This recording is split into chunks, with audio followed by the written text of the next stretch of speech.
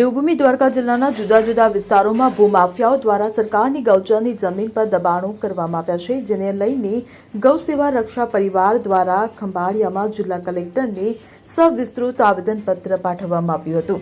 ખંભાળિયા સહિત જિલ્લાના જુદા જુદા વિસ્તારોમાં ગૌસેવા અને ગૌરક્ષા કરતા કાર્યકરો દ્વારા કરવામાં આવેલા ખાસ આયોજનના ભાગરૂપે જિલ્લામાં છેલ્લા કેટલાક વર્ષોથી ગૌચરની જગ્યા પરના થયેલા દબાણના મુદ્દે આજરોજ અહીંના જિલ્લા કલેક્ટરને રેલી યોજી સૂત્રોચ્ચાર સાથે આવેદનપત્ર પાઠવવાનું મુકર્રર કરવામાં આવ્યું હતું, જે અંતર્ગત આજે સવારે 10 વાગ્યાની આસપાસ ખંભાળિયાના સલાહ રસ્તા વિસ્તારમાં આવેલી સરકારી સિવિલ હોસ્પિટલ નજીક ગૌભક્તો તેમજ હિન્દુજનો એકત્રિત થયા હતા, જ્યાં વિવિધ મુદ્દે ચર્ચા વિચારણાઓ કર્યા બાદ રેલી યોજીને સૂત્રોચ્ચાર સાથે સામૂહિક રીતે જિલ્લા કલેક્ટરને આવેદનપત્ર પાઠવી અને જિલ્લામાં વર્ષોથી રહેલા ગૌચરના દબાણો દૂર કરવા માટેની માંગ કરવામાં આવી હતી।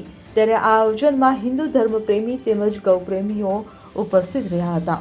દેવભૂમિ દ્વારકા જિલ્લામાં ભૂમાફિયાઓ દ્વારા ગૌચરની જમીન ઉપર જે દબાણ કરવામાં આવ્યું છે, આ દબાણ દૂર કરવા સરકારશ્રીનું ધ્યાન દોરવા માટે આજ રોજ દેવભૂમિ દ્વારકા જિલ્લાના તમામ ગૌપ્રેમીઓ, ગૌશાળા સંચાલકો તેમજ માલધારી સમાજ દ્વારા વિશાળ સંખ્યામાં એક આવેદનપત્ર પાઠવવામાં આવ્યું છે, જેમાં માંગણી કરવામાં આવી છે કે ગૌચરની જમીન તાત્કાલિક દૂર કરવામાં આવે। જય ગૌ માતા। જય ગૌ માતા, જય દ્વારકાધીશ।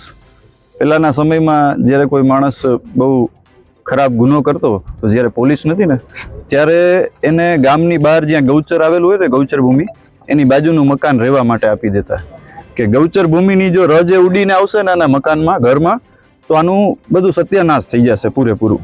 ગૌચરની એટલી બધી મહિમા છે, તો આજ તો લોકો ગૌચર ભૂમિ ઉપર જ કબજા કરીને બેઠા છે, પોતાના રોજગાર, ધંધા કે વાડી કે મકાનો કંઈ પણ બનાવીને બેઠા છે અને ગૌ માતા ગામમાં આટા મારે છે રોડ ઉપર, જે ખૂબ હેરાન છે, પ્લાસ્ટિક ખાય, જેઠવાડા ખાય છે।